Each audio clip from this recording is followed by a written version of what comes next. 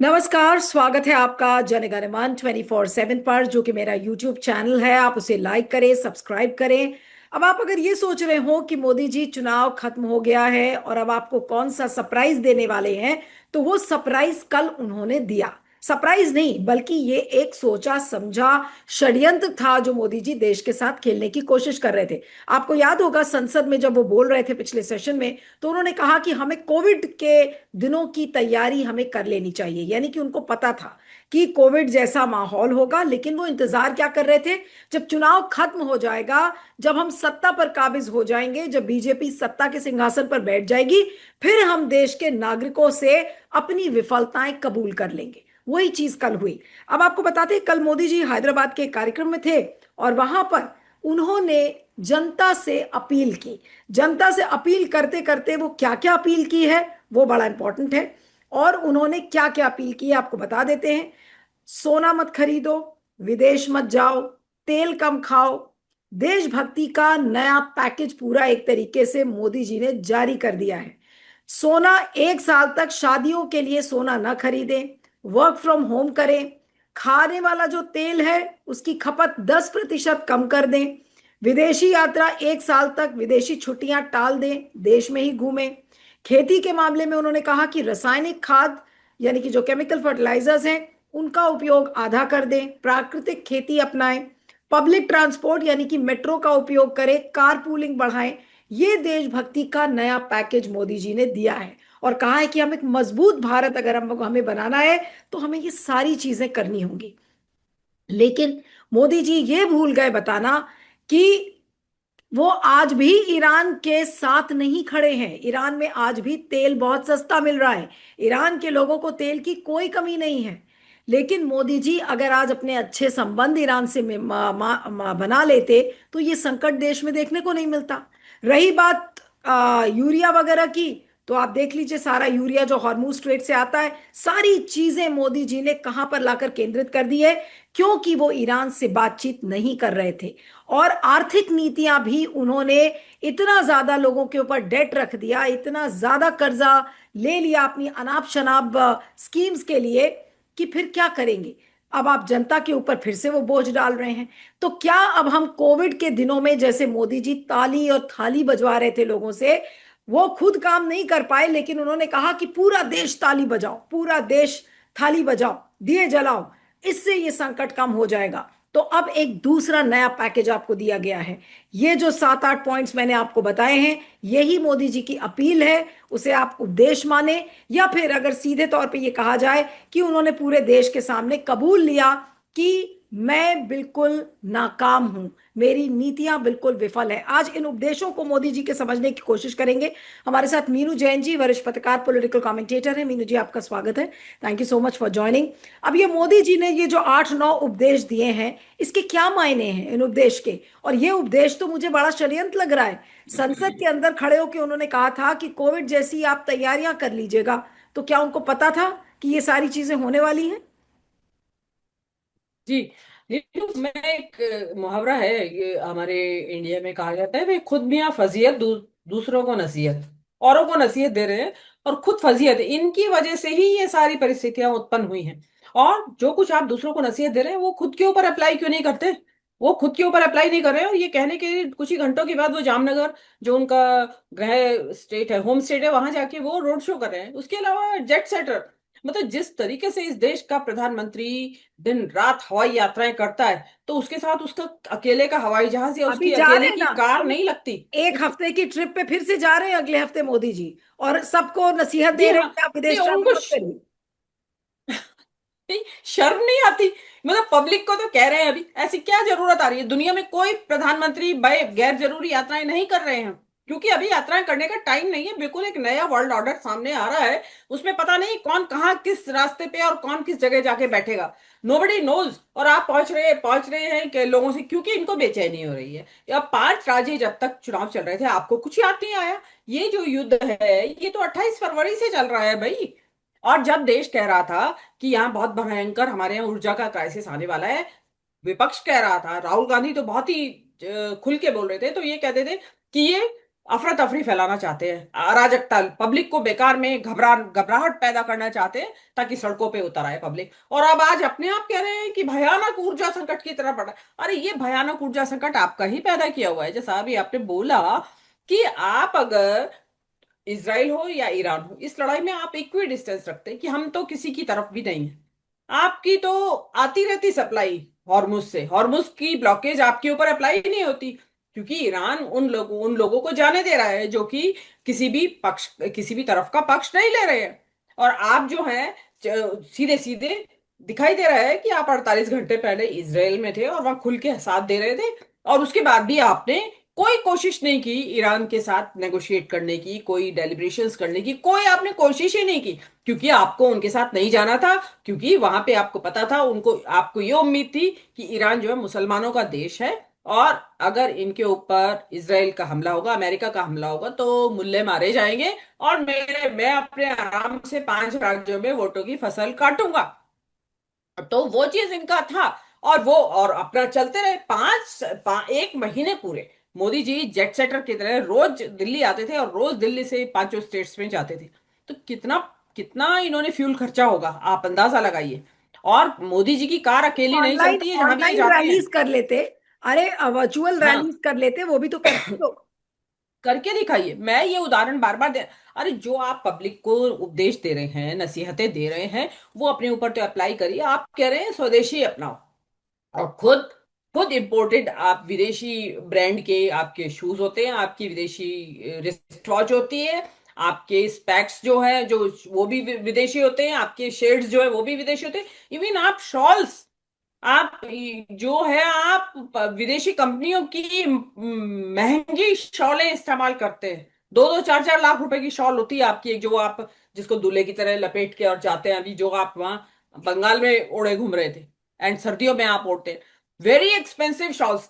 जिस देश की जनता को 80 करोड़ लोगों को मुफ्त अनाज के रहम पे वो जिंदा है, उस देश के प्रधानमंत्री को शोभा देता है इतनी महंगी शॉल छोड़ना। और ऊपर से उदाहरण दे रहे हैं, अरे भाई एक शॉल आप अपनी शॉलें खरीदनी बंद कर दीजिए, महंगी घड़ियां महंगे चश्मे खरीदना बंद कर दीजिए।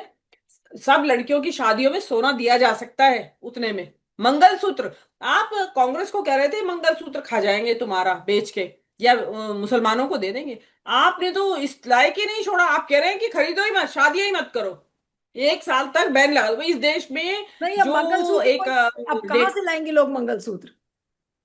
में इस देश में हर साल 1 करोड़ शादियां होती है लगभग।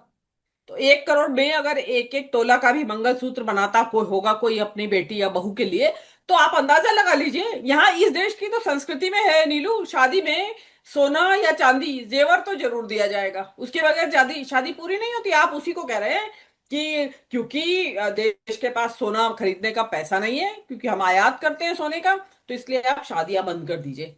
मतलब किस तरीके का उल जरूर, मतलब एक जिस जिस होम मेकर से पूछिए ना, जिसके घर में बच्चे शादी लायक खड़े हैं और तैयारियां कर चुके हैं वो लोग, और बिल्कुल ड्यू डेट आने वाली है उनकी यहाँ शादियों की, और आप उनको बता रहे हैं कि शादी, मतलब आपको किस किस तरीके का ये इनके दिमाग में इस तरीके के थाली बजाओ ताली बजाओ, शादियां मत करो, तेल मत खाओ, ये आते कहां से हैं ये इस तरह के टोटके? ये टोटके हैं मेरे हिसाब से। और पब्लिक जो है उस पे पागल बन जाती है। और आप खुद तो कुछ करके दिखाते नहीं है, और दूसरों को उपदेश दे रहे हैं, अभी खुद मुझे अपने तो आप जा लगता है रहे नीलू हैं जी कि आप। नहीं, मैं मुझे लगता है कि जब ये रैली में वो कल के जो कार्यक्रम में वो ये बात बोल रहे थे, तो कम से कम अगर ये बोलते कि भाई मैं अपने कैबिनेट के मंत्रियों को, अपने सारे ब्यूरोक्रेट्स को बोल रहा हूँ ये करने के लिए, और धीरे धीरे आप लोग भी करिए, तब तो एक एग्जाम्पल भी सेट किया जाता। ऐसी तो कोई बात हुई नहीं। क्या इनके ब्यूरोक्रेट्स बंद कर देंगे गाड़ियों से चलना? क्या वो मेट्रो में चलेंगे? क्या मोदी जी अब मेट्रो में चलेंगे रोज? और वो अगर एग्जाम्पल सेट करके दिखा सकते तो जनता कहाँ से इसको फॉलो कर लेगी? और जनता की इसमें गलती क्या है? आप नीतियां सही नहीं कर पाए, अब इसमें जनता को खामियाजा भुगतना पड़ेगा कि हम कारपूलिंग करेंगे, हम मेट्रो से चलेंगे, हम विदेश नहीं जाएंगे। भाई क्यों? ये सवाल तो आज रेस करना पड़ेगा। नीलू, जिस वक्त ये 28 फेब को ये लड़ाई शुरू हुई, ईरान इसराइल की लड़ाई शुरू हुई, उसी वक्त से, और उसके बाद उन्होंने 2-3 दिन के अंदर हॉर्मुज बंद कर दिया था। तब सबको पता था दुनिया में कि ये कर संकट गहरा होने वाला है। ये मेजर्स जो आज आप ले रहे हैं कि कार पूलिंग करिए, घर से काम करिए, कम खर्चिए, और विदेश मत जाइए, और शादियां मत करिए, मतलब पेट्रोल की बचत करिए, ये आपको उस वक्त क्यों नहीं ध्यान आया? तभी ये सारे मेजर लागू कर देते देश के अंदर। क्यों नहीं किया आपने ये जो ऑस्टेरिटी की आज आप बात कर रहे हैं, ये जब क्यों नहीं किए? क्योंकि 5 राज्यों की चुनाव दिखाई दे रहे थे कि उसमें हार ना हो जाए, क्योंकि उससे पब्लिक को दिक्कत होने वाली थी, डेफिनेटली पब्लिक को दिक्कत होती। ये जो आप कह रहे हैं, और अभी तो कह रहे हैं, हो सकता है कल को 8 बजे आके अनाउंस कर दे कि कोई घर से ही काम करेंगे सब लोग, कोई शादियां नहीं करेगा, कोई तेल नहीं खाएगा। हो सकता है घर घर में चेकिंग हो, जैसे गौमांस की चेकिंग होती है, तो हो सकता है आपके घर में भी हो कि आपकी जो तेल की बोतल कितनी है और आपने कितना खर्चा कर दिया है, और जो तेल खाने वाला कहीं देशद्रोही ना घोषित कर दिया जाए इस देश पे। नहीं, हो जिसने सोना खरीद तो लिया तो मतलब उसके आप नहीं नहीं, सोना खरीदने पर भी सर्वेलेंस हो जाएगी, हो सकता है। अरे आपने सोना खरीद लिया देशद्रोह, कैसे? वो बिल्कुल हो सकता है इनके जो गुंडे, बजरंग दल के गुंडे हैं, वो गली गली घूमने लगे कि तेल कौन खरीद रहा है, सोना कौन खरीद रहा है, पता लगाओ, और जो खरीदे उसको वही उसकी इतनी पिटाई करो कि वो उठने लायक ना रहे सड़क पिटाई के भी ऊपर करो से। और अरे ईडी भी भिजवा दो। सोना जरूर खरीद रहा है, अब ईडी ईडी का छापा लगवाओ उससे। Yes, yes. नहीं तो अब भक्तों को समझ में आए ना, भक्त तो इसको भी मास्टर स्ट्रोक बताएंगे भाई। बिल्कुल। हो सकता है वो यही करने लगे कि नहीं, हमारे तो शादियां हमने पोस्टपोन कर दी है, जब तक मोदी जी नहीं कहेंगे हम नहीं करेंगे, और घर से ही काम करेंगे। मतलब आप क्या कोविड को याद दिलाना चाहते हैं? कोविड का टाइम इतनी हॉरिबल टेरिबल मेमोरीज है कि कोई उनको याद भी नहीं करना चाहता। बिल्कुल। लोगों को गूज़बम्स आ जाते हैं वो याद करते ही। मतलब हर किसी के पास इतनी बिटर, इतनी मेमोरीज है कि कुछ कह नहीं सकते, और आप बार बार उसको याद दिलाना चाहते हैं। और आपकी हैंडलिंग क्या थी? आपने तो अचानक से लॉकडाउन लागू कर दिया था। आप ये भी अब भी करेंगे आप? 5 राज्यों के चुनाव आपके खत्म हो गए, आपने मन माफिक जीत हासिल कर ली है, और अभी कल जो आपके आसाम के विश्व शर्मा का स्वेरिंग होगा, उसकी शपथ ग्रहण होगा, तो क्या उसमें जो आपके सारे 22 राज्यों के मुख्यमंत्री आएंगे या नहीं आएंगे? उनको रोकिए, देखते हैं, जब जब मेट्रो पता से चलेगा आप कितना। सब मेट्रो से ही चलेंगे मोदी जी के हिसाब से। ये नहीं, कार क्यों से नहीं करके जाएंगे? पहुंचेंगे। क्योंकि असम क्योंकि असम पहुंचना तो आसान काम नहीं है। They have to use aeroplane. तो वो क्यों नहीं जाए? क्यों उनको रोकिए ना कि नहीं कोई नहीं आएगा, केवल प्राइम मिनिस्टर नहीं, जाएंगे, बाकी कोई नहीं आने यहाँ पे, क्योंकि पेट्रोल बचाना है। मोदी जी ने कहा कि पब्लिक ट्रांसपोर्ट इस्तेमाल करिए, तो सारे जो मुख्यमंत्री हैं वो ट्रेन से चढ़ के जाए असम ट्रेन 3 दिन पहले, जहां जहां से जाना है। बिल्कुल, बिल्कुल। नहीं, और देखिए, आपको जब समझ में नहीं आया, जब ये क्राइसिस शुरू होने वाला था, आप हर मोर्चे पे फेल हैं। घर के मोर्चे पे आप इस तरह फेल हैं, आपने हिंदू मुसलमान, हिंदू ईसाई करके ऐसा माहौल बना दिया है कि पब्लिक का जीना हराम हो गया है यहाँ पे। आपने और इलेक्शंस में आपने देखा उसका कितना भद्दा नाच हुआ उन चीजों का। उसके बाद आपने जो है आर्थिक बदहाली आप देख रहे हैं, चौथे नंबर की अर्थव्यवस्था क्या हुआ उसका? अरे चौथे नंबर की अर्थव्यवस्था तो ऐसे शॉक्स को ऐसे ही एब्जॉर्ब कर लेती है। वहां चौथे नंबर की अर्थव्यवस्था को तेल कम खाने की जरूरत नहीं पड़ती ऐसे मामलों में। उनके यहाँ चलता रहता है। जब हम कुछ नहीं थे तब मनमोहन सिंह ने 2008 का जो मंदी आई थी उसको एब्जॉर्ब कर लिया था, हमें पता भी नहीं चला, we sailed through so easily नहीं, स्मूथली। आज हमें आज यही नहीं पता चला कि आज मनमोहन सिंह काफी ट्रेंड कर रहे हैं, और जो जो उन्होंने कहा था कि Modi will be a disaster for the country one day, आज वो चीज उनकी काफी इस समय वायरल हो रही है। लेकिन मैं राहुल गांधी का ट्वीट है, राहुल गांधी ने बहुत ही तीखा प्रहार मोदी जी पर किया है, उसको ट्वीट में पढ़ना चाह रही हूँ। उन्होंने लिखा कि मोदी जी ने कल जनता से त्याग मांगे, सोना मत खरीदो, विदेश मत जाओ, पेट्रोल कम जलाओ, खाद और खाने का तेल कम करो, मेट्रो में चलो, घर से काम करो। ये उपदेश नहीं है, ये नाकामी के सबूत है। 12 साल में देश को इस मुकाम पर ला दिया है कि जनता को बताना पड़ रहा है कि क्या खरीदे क्या ना खरीदे, कहाँ जाएं कहाँ ना जाएं। इस बार जिम्मेदारी जनता पर डाल देते हैं, हर बार जिम्मेदारी जनता पर डाल देते हैं ताकि खुद जवाबदेही से बच निकले। देश चलाना अब कॉम्प्रोमाइज्ड पीएम के बस की बात नहीं है। और अच्छे से लताड़ लगाई है राहुल गांधी ने। आपको क्या लग रहा है कि इस ट्वीट को देखकर क्या अब विपक्ष को एक आर्थिक इमरजेंसी की घोषणा करके एक साझा प्रेस कॉन्फ्रेंस नहीं करनी चाहिए कि भाई इतनी बड़ी आर्थिक अगर इमरजेंसी आ गई है तो फिर क्या करना चाहिए देश को? भाई मोदी जी रिजाइन कर दें, इस्तीफे की मांग करें। मोदी जी को आज नहीं, बहुत पहले रिजाइन कर देना चाहिए था, जब से ये कॉम्प्रोमाइज हुए हैं एप्सिन फाइल की वजह से, या आपका अडानी की वजह से, या ये ट्रम्प ने जिस तरीके से इनका जीना हराम कर रखा है ट्रायल के। आपने देखा होगा कि ऑपरेशन सिंदूर की बरसी ना, उस जोशो खरोश, उस जश्न के साथ नहीं मनी है जैसे कि ये कारगिल की मनाते हैं, या ये पहलगाम उसकी बालाकोट की मनाते थे, ये सर्जिकल स्ट्राइक की। इस बार जो है डरते डरते चुपचाप चुपचाप चुपचाप हल्का फुल्का सा इन्होंने शोरगुल बचाया, बाकी चुप रहे, क्योंकि पाकिस्तान से लगातार रिबटल आ रहा था और अपने देश के लोग भी बोल रहे थे कि आप तो वहां हारे हैं, किस चीज की आप हार का जश्न मना रहे हैं क्या। और ये तब भी मनाया उन्होंने।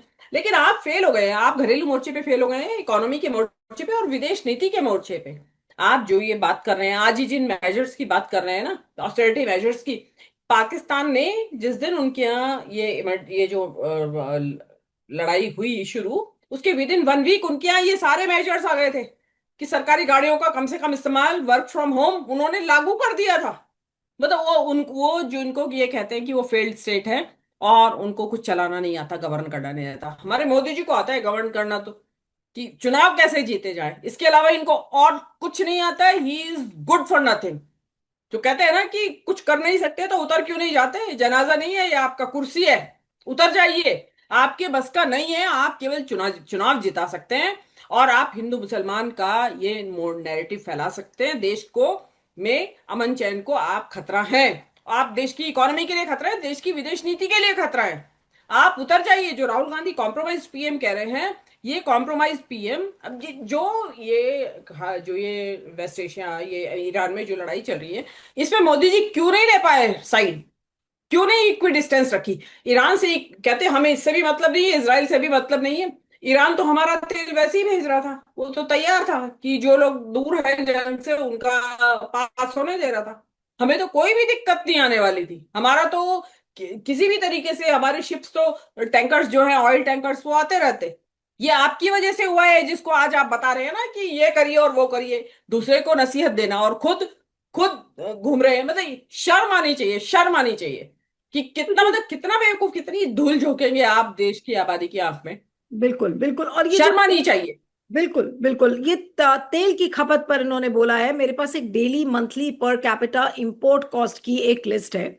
उसमें दिया हुआ है कि एनुअल इंपोर्ट हम क्रूड ऑयल का कितना करते हैं, और फर्टिलाइजर का कितना करते हैं, गोल्ड का कितना करते हैं, उसके हिसाब से what this means for average citizen. मैं उसके डिटेल में नहीं जा रही हूँ, लेकिन जो मोटा मोटा पॉइंट है वो बताना चाह रही हूँ। Crude oil daily, every single day India spends roughly 28.45 on imported oil for every person in the country. This includes the fuel used in your commute, the logistics of the food you eat, and the plastic products you use. अब आप सोचिए, 28 रुपए, 28 रुपए 45 पैसे की हमारे ऊपर हम लोग स्पेंड करते हैं।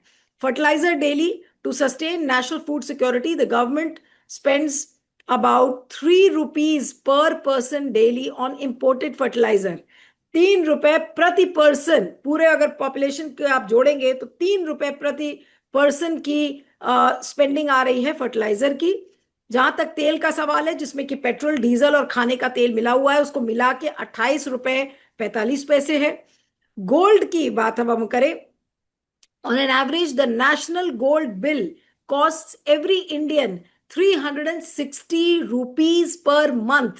यानी कि अगर पॉपुलेशन के हिसाब से देखेंगे तो हर पर्सन का गोल्ड स्पेंडिंग 360 रुपए से ज्यादा नहीं होता। वो बात दूसरी है कि 360 रुपए में आपको सोना नहीं मिलेगा, लेकिन ये कैलकुलेशन है पर कैपिटा इंपोर्ट कॉस्ट के हिसाब से। While not everyone buys gold monthly, the total volume imported to meet wedding and investment demand averages out to this amount per head। अब मोदी जी इसमें भी कटौती करने के लिए बोल रहे हैं। अगर ये हम पर हेड कॉस्ट अगर हम देख ले, मोदी जी इसमें भी कटौती करने के लिए बोल रहे हैं। आदमी को क्या जीना छोड़ दे अब? क्योंकि मोदी जी ईरान संकट से, जो ईरान नंबर युद्ध एक तो से ये जो संकट आया था उसको सॉल्व नहीं कर पाए। जी। जी, नीलू, जो ये आंकड़े आप बता रहे हैं कि हमारा मिनिस्क्यूल सा एक अमाउंट है जो हमारे पर हेड खर्च हो रहा है, तो वो जो चौथे नंबर की अर्थव्यवस्था थी वो और ये कहीं मैच है? मतलब चौथे नंबर की अर्थव्यवस्था ये इतना मिनिमम खर्च भी नहीं ढो पा रही है आबादी का। लोगों को पता, आप कहाँ लोगों को बेवकूफ बनाया पहले तो आपने कि चौथे नंबर की अर्थव्यवस्था है और तीसरे नंबर पे होने जा रहे हैं। आप पब्लिक का ने सवाल पूछा, हम जैसे लोगों ने पूछा, भाई 80 करोड़ लोगों को तो मुफ्त में अनाज मिल रहा है, उनके पास खाने के लिए अनाज नहीं, तो कैसे ही चौथे नंबर की अर्थव्यवस्था है आप। एक्चुअली तो नीलू, ये जो मोदी जी ने जो भी ये मेजर्स बताए हैं, ऑस्टेरिटी मेजर्स, ये इनके मिडिल क्लास के ऊपर भारी पड़ेंगे, क्योंकि गरीब आदमी तो पहले भी अनाज खा रहा था, 80 करोड़ मोदी जी का दिया हुआ अनाज खा रहा था, सरकारी अनाज। बाकी का जो ये विदेश यात्राएं हैं, वो वही मिडिल क्लास कर रहा था, जिसका कि वो ज्यादा अमीर से अमीर होता जा रहा है, जिसके पास ज्यादा से ज्यादा इनकम पैसा आता जा रहा है। ये वही मिडिल क्लास था जो कि विदेशों में शादियां, डेस्टिनेशन वेडिंग कह रहा है, ये वही मिडिल क्लास है जो कि सोना खरीद रहा था। तो सबसे ज्यादा चोट मोदी जी के इन ऑस्टेरिटी मेजर्स की उसी मिडिल क्लास के ऊपर पड़ेगी जो इनका वोटर है। जो दो चार जो 10-20 करोड़ वोटर्स हैं इनके, 25 करोड़ के करीब जो वोटर्स हैं, उसी वोटर को ये नुकसान पड़ेगा, क्योंकि विदेश यात्राएं, विदेशों में डेस्टिनेशन वेडिंग और किलो किलो सोना खरीदना उसी तबके के बस की बात है। बाकी लोगों को तो अपना 2 जून की रोटी भी बड़ी मुश्किल से जुटा पा रहे हैं, नहीं जो नहीं जुटा पा रहे हैं उनको सरकार दे रही है। और अभी परसों आपने सीन देखा होगा, बिहार में क्या लाठी डंडों से पीट रहे थे उनको, जो वहां के यूथ जो है वो जो रोजगार नौकरी मांग रहे थे। और वहां हाल है या जहाँ अभी 10,000 रुपए में महिलाओं ने वोट दिया है उन्होंने, और वहां पे ये हाल है। लेकिन पब्लिक को भी समझ में आना चाहिए, हमारे कहने से क्या होगा, पब्लिक को नहीं, जब आज पब्लिक और कुछ नहीं समझे, पब्लिक मोटे मोटी, हम डिटेल कह ही नहीं रहे हैं कि आप इकोनॉमी के जार्गन्स को समझे, हम आपको ये कह रहे हैं, आप ये समझिए कि मोदी जी अभी अभी 5 राज्यों की चुनाव में दुनिया भर की जेट सेटिंग करके चुके हैं, और अभी फिर जामनगर में रोड शो कर रहे हैं, और अभी विदेश जाने वाले हैं। बताइए मोदी जी खुद कितना पेट्रोल बचा रहे हैं, कितना उन्होंने अपने ऊपर रेस्ट्रेन किया है कि नहीं मुझे यहाँ खर्चा नहीं करना है। मोदी जी अपने आप जो पब्लिक को जो जो ये बता रहे हैं कि तेल मत खर्चिए, यात्राओं पे मत जाइए, वो सारे काम खुद करके बता रहे हैं मोदी जी। और जो बताते हैं कि इतना महंगा मशरूम खाते हैं, 80,000 पर केजी का कुछ कैसा आता है वो, आई वी डोंट नो, हमें तो नाम भी नहीं पता है। तो वो चीजें आप बंद करिए, आप जो महंगे कपड़े, महंगे, और आपके आपके जो जो आप जिस तरीके के कपड़े पहनते हैं, मतलब ये तो जगजाई दुनिया को पता है कि एक दिन में आप 4 जोड़ी कपड़े बदलते हैं। कोई आदमी जो गर्मी में काम कर रहा हो ना, उसको तो मैं मान भी सकती हूँ, आप तो थ्रू आउट एयर कंडीशन में रहते हैं चारों तक 24 घंटे। बिल्कुल। आपको क्या जरूरत है इतनी, ये क्या मतलब, आपने मजाक उड़ा रखा है। अब पब्लिक जो है ना, उसकी आंखें बंद हैं, अब उनकी आंखें खुलेंगी। अभी जो अभी तक तो ये था ना, अरे मोदी जी ने कोई दिक्कत नहीं आने दी, मोदी जी ने कोई दिक्कत। अब आपको पता चलेगा, अभी तो कमर्शियल सिलेंडर का ही 1,000 रुपया भाव बढ़ाया था, अभी आपकी डोमेस्टिक सब जो एलपीजी है, आप उसमें भी देख लीजिएगा। अभी बहुत जल्दी आने वाला है, आपके पेट्रोल के दाम बढ़ेंगे, आपके डीजल के दाम बढ़ेंगे। पेट्रोल डीजल का दाम बढ़ेगा तो सारी रोजमर्रा की चीजें, आपकी ग्रोसरी, वेजिटेबल्स, सब चीजें महंगी होने जा रही हैं। करते, और फिर मोदी जी ऊपर से कह रहे हैं घर में बैठिए, घर में बैठ के काम करिए। वो वापस वही अपनी कोविड काल की उसमें ले जाना चाहते हैं आपको, मोदी जी टाइम मशीन ले आए हैं ऐसी, कि वापस जाइए, उसको एंजॉय करिए जो आपने तब घर में एंजॉय किया था। तो वो चीजें हैं कि मोदी जी का क्या है कि इनसे ना तो देश का अंदर का हिस्सा संभल रहा है, ना इकोनॉमी संभल रही है, और ना ही इनसे बाहर विदेश नीति संभल रही है। आज मोदी जी बमुश्किल तमाम जा रहे हैं, ये कई दिनों से गए नहीं है, इनको तो, इनका तो जाना आना ही बंद हो गया है डर के मारे। ये जाते ही नहीं है, क्योंकि डर लगता है कि ट्रंप ना आ जाए, और ट्रंप ने इनका पीछा अभी भी नहीं छोड़ा है। ये तो अभी थोड़ा वो चाइना वाइना की ट्रिप में व्यस्त है, या टाइम चाइना से फ्री होके फिर आपको बिल्कुल। मोदी जी को बताएगा ये आपको ठीक। 2 सेकंड के लिए रोक रही हूँ, मल्लिकार्जुन खड़गे का भी ट्वीट आ गया है, उसको भी थोड़ा सा पढ़ लेते हैं। उन्होंने लिखा है कि जब गरीबी में आटा गीला हो रहा है, तब मोदी जी देश को बचत करने का पाठ पढ़ा रहे हैं। 28 फरवरी को वेस्ट एशिया में जंग शुरू हुई, कांग्रेस पार्टी ने हर पहलू को हाईलाइट किया था। अर्थव्यवस्था की बर्बादी, रुपए का लगातार गिरना, पेट्रोल डीजल एलपीजी के दाम और किल्लत, किसानों के लिए फर्टिलाइजर की कमी, फूड सिक्योरिटी पर मंडराता खतरा, दवाइयों के दाम, एसएमईज पर संकट, और भी बहुत कुछ। पर प्रधानमंत्री जी क्यों चुनावी प्रचार में मशगूल थे? क्यों रोड शोज कर रहे थे? क्यों कर रहे थे स्थिति काबू में? सब चंगासी ये बताया जा रहा था। कोई हरदीप पुरी का वो बयान आप याद करिए, सब लोग जब कह रहे थे अरे कोई किल्लत नहीं है, कुछ नहीं है। अब जब चुनाव खत्म हो गया, खड़गे जी लिख रहे हैं कि अब जब चुनाव खत्म हो गया तो देश को उपदेश दिया जा रहा है, ये मत करिए, वो मत करिए, इसकी बचत कीजिए, वर्क फ्रॉम होम कीजिए। अपनी 12 वर्षों की नाकामी का ठीकरा देश की जनता पर मत फोड़िए मोदी जी। गोस्वामी तुलसीदास जी ने सही कहा, पर उपदेश कुशल बहु तेरे। ये बात खरगे जी ने लिखी है। जी विनु जी। जी बिल्कुल। देखिए, जो मल्लिकार्जुन खड़गे हों या राहुल गांधी हों, वो विपक्ष के नेता। एक्चुअली तो राहुल गांधी तो बहुत टाइम से इस चीज का प्रिडिक्शन दे रहे थे जो आज आपके सामने स्थिति पैदा हुई है। बस फर्क इतना है कि मोदी जी ने ये बात तेलंगाना की धरती से कही है, वहां जाके एक चुनावी सभा थी, क्या था वो, एड्रेस कर रहे थे। वो आप इंतजार करिए, आज या कल में वो नेशनल टेलीविजन पे आके आपको तो लॉकडाउन में बैठा जाएंगे और खुद उड़ जाएंगे विदेश। उनको इतना, आप कल्पना करिए इसकी जगह राहुल गांधी उड़ जाते विदेश, नीलू जी।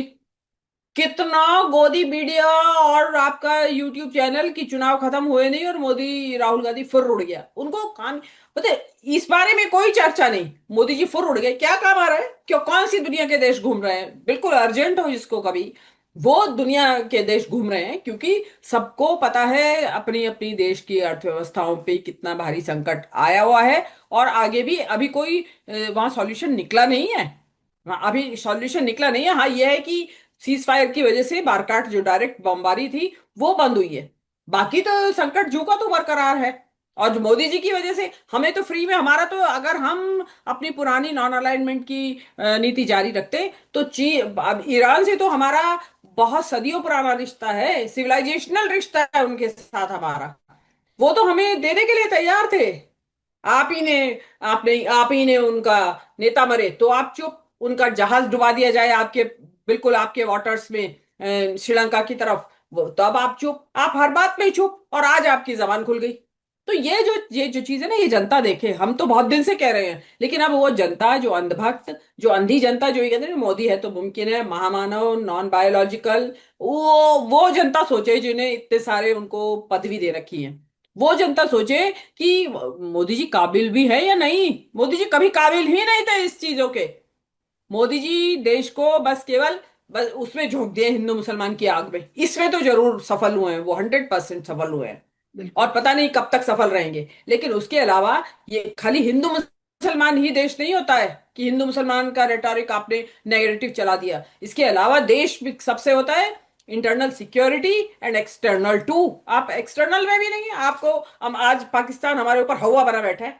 आपके दिल्ली में बम स्फोट हो गया, और कोई टाइम होता और आपका तो ऑपरेशन सिंदूर लाइव था, आप तुरंत अटैक करना चाहिए था पाकिस्तान के ऊपर, क्यों नहीं किया, चुप रह गए। नहीं, जनता लेकिन सवाल ही नहीं पूछती है ना। एक चीज और भी है मीनू जी, कि आपको क्या लग रहा है कि क्योंकि अब इतने बड़े संकट का जिक्र मोदी जी ने कर दिया है, तो अब पूरे देश को क्या इस धार्मिक चीजों में उलझा दिया जाएगा कि लाओ, आज यहाँ पूजा तो आज मोदी जी वहां पूजा करने जा रहे हैं। हम तो देश को संकट से बचाने का काम कर रहे हैं, मोदी जी के इस तरीके के विजुअल शुरू हो जाएंगे। मंदिरों में जाना, पता नहीं कहाँ कहाँ जाके वो पूजा उपासना, हो सकता है गुफा में भी चले जाएं, कोई ताजुब नहीं। क्या वो अब देश देखेगा? और ये भी हो सकता है कह दे कि फिर से ताली बजाने का और थाली बजाने का समय आ गया। या आपको लग रहा है कि मोदी जी नहीं करेंगे अब थाली तो नहीं बजवाएंगे?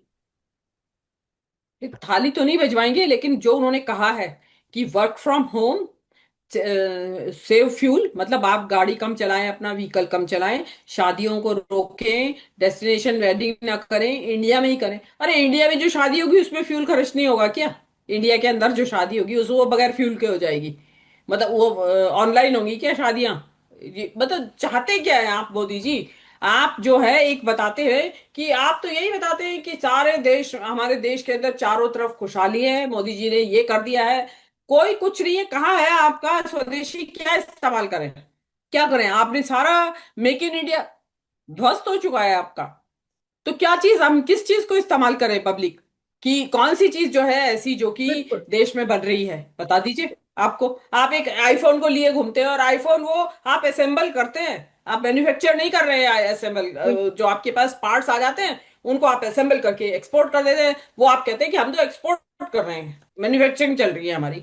तो आप तो हमेशा से ही आंकड़ों के साथ आपको खेल करने की आदत है। आप फजिंग करते हैं और पब्लिक का बेवकूफ बनाते हैं। एक हमारे यहाँ, क्योंकि हमारे पब्लिक जो है वो आसानी से बेवकूफ बन जाती है। अरे उनको इतना, आप जैसे चैनल्स दिन रात बैठे हैं, हम लोग समझा रहे हैं, आपको समझ नहीं आती। आप जब अब आएगी समझ जब रियल पिंच लगेगा। बिल्कुल और मोदी जी तो क्या है कि वो तो भाग जाएंगे, वो किसी और को, लो भाई राजनाथ जी आप संभाल लो आप, वो ऐसा उसको भी बना बड़ा सेलिब्रेटरी वो बनाएंगे कि देखिए कितना बड़ा त्यागी सन्यासी वानप्रस्थ में जा रहा है। हो सकता है उसका भी एक महोत्सव हो इस देश के अंदर कि बिल्कुल मोदी जी सन्यास ले रहे हैं, बिल्कुल जनता का ध्यान भटक जाएगा उससे। मोदी जी सन्यास लेते हुए दिखाई दे जाएंगे, मोदी जी सन्यासी का वेश धारण करके निकलेंगे लोक कल्याण मार्ग से, और पब्लिक आंसू बहाएगी और बिल्कुल जा रहे हैं हमारे मोदी जी। ये खेल, हर वक्त पब्लिक को तमाशा दिखाना। अब उस तमाशे, अभी इंतजार करिए और तमाशे होंगे अभी। वो जो कुल मिला आपने के कहा मेरा, ना कि क्या करेंगे, हाँ, तमाशे में इन्वॉल्व करेंगे पब्लिक को। बिल्कुल बिल्कुल, मेरा आखिरी सवाल यही है कि फिर कुल मिलाकर देश को आज क्या समझाया जाए कि ये जो मोदी जी ने उपदेश दिए हैं कल देश को, ये क्या है बेसिकली? ये आई वॉश है, लोगों को दिमाग उनका मुद्दे से भटकाना। पब्लिक है जो मुद्दे से भटकती है। अब आप बंगाल में देखिए, अगर आपके यहाँ इतना क्राइसिस है और आपने बंगाल में प्राइस प्रॉमिस किया है कि 3,000 रुपया औरतों को देंगे, would you be able to give? बताइए, जो मौजूदा हालात हैं उन हालात में आप दे पाएंगे? आप दे पाएंगे 3,000 रुपया या 10,000 रुपया जो बिहार में या लाड़की बहना लाडली बहना जो देते हैं, वो दिए जाएंगे? That all will be stopped. आप देखिएगा विद इन 1 मंथ बिल्कुल आपको शिकायतें आनी शुरू हो जाएंगी। जो महिलाओं ने दिया है वो सबका बेवकूफ बना दिया है, पब्लिक है जो बेवकूफ बन रही है। एक्चुअली मतलब जो धर्म की जो एक पट्टी है ना पब्लिक की आंख पे बंधी हुई है, तो उनको और कुछ दिखाई नहीं दे रहा है।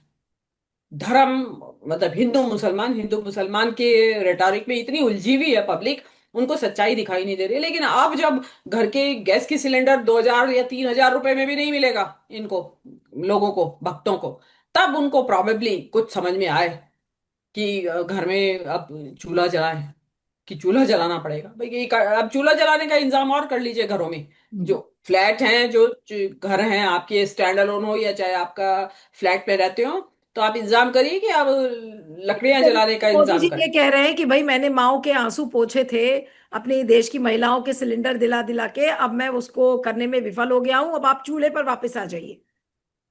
तो अब जो शहरी औरतें जो है ना, वो मोदी जी की रैलीज में जो नाटक करती है, रोती है, मुझे भगवान मिल गए, भगवान है मोदी जी, वो उनको उनको पूछो, उनके पास है सवाल, उनके लिए है मेरा सवाल हम्म कि अब आपके भगवान से सवाल पूछने का टाइम आ गया है। ये पब्लिक का उल्लू बनाना का जो हो गया ना, दैट इज ओवर नाउ। ये जो मोदी जी का हो गया पूरा, बहुत हो गया, बहुत टाइम नाटक कर लिया आपने। अब समय आ गया है कि आप अपना बिस्तर बोरिया बांधिए। और अभी नीलू जी, एक और जो आपने देखा ना तमिलनाडु के इलेक्शन से, जो एक टेक्टोनिक शिफ्ट आया है पब्लिक के ओपिनियन में, अब वहां वहां अब आप जैसे उम्रदराज नेताओं का जगह रही नहीं गई है। बिल्कुल आपकी जो आउटडेटेड आइडियाज है ना, जो आप बिल्कुल बिल्कुल हिंदू मुसलमान लगा रखा है, उसको नई जनरेशन ने बिल्कुल रिजेक्ट कर डिस्कार्ड कर दिया। दिया है, बिल्कुल इन में डाल दिया। जी। बिल्कुल बिल्कुल। चलिए, आपका बहुत बहुत शुक्रिया Meenu ji, thank you so much for joining.